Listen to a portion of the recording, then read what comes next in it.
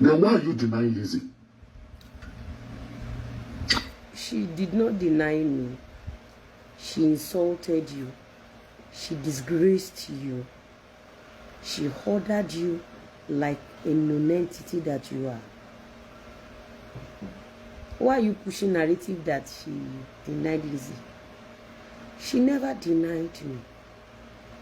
Gbogbo game tí wà táwọn Ìyábọ̀ àwọn Ràkúnmí fẹ́ gbà fún ọmọ yẹn. That lady only disgraced you. Even at your age, that disgrace is out of this world. For the lady to have instructed you with immediate effect that you, Agbawere, ASHABI, should immediately, with him, is enough for you, ESABOD. Is enough for you to take poison. At 65 of your age, that was a blow. The disgrace is out of this world. ESABOD, ọmọ tí ó yẹ kó wojú ẹ, ó wá pè ẹ́ síta pé ESABOD, story tó gbé yẹn wọ́n ń ṣe blogger.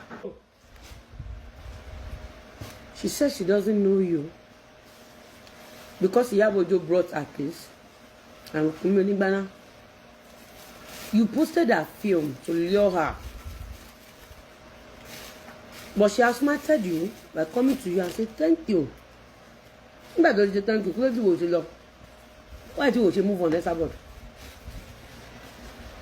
So nǹkan tó ń sọ fún wa ni pé o purposely lọ post fíìmù ẹ̀ nítorí àti bàálù. Lọ kò lọ Ìbàdàn. California ló gbé. Gbọ́dọ̀ lọ Ìbàdàn. Ó padà fẹ́.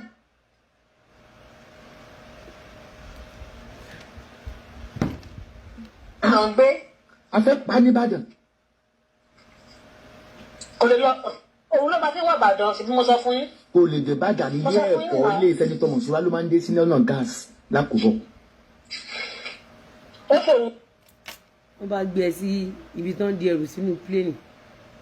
Ẹ̀yin èèyàn ti gbọ́ àwọn ọ̀rọ̀ yìí tí Lizzy Anjorin tó fi fèsì fún màmá ESABOD látàrí ọ̀rọ̀ tó ń lọ pẹ̀lú òṣèrébìnrin kan tí gbogbo wa mọ̀ sí ASHABI official. Ẹ ti gbọ́ ọ̀rọ̀ tí Lizzy Anjorin sọ nínú fídíò yìí láti fún ESABOD ní èsì ọ̀rọ̀ rẹ̀ látàrí bí ó ti sọ wípé arábìnrin yìí ṣiṣẹ́ fún Lizzy Anjorin ni o.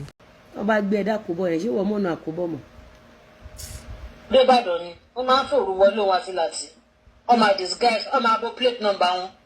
Wọ́n kì í ṣe plate.